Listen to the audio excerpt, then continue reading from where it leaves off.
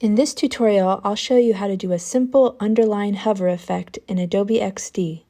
The first step is to design the hover state of your button. In this case, I'm doing a simple underline.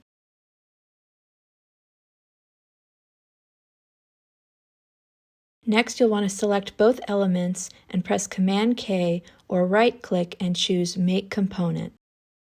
In the top right-hand corner under Component Master, press the plus sign next to Default State, then select Hover State.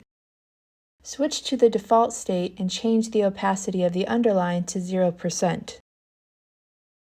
Switch back to Hover State and change the opacity back to 100% for the underline.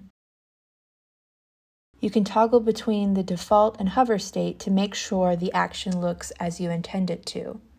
You can also press the play button in the top right-hand corner to preview the prototype in action. And that's all there is to create this simple interaction in Adobe XD. If you found this tutorial helpful, please give it a like and subscribe for more. I also have other helpful Adobe XD tutorials. I'll have them linked below in the description.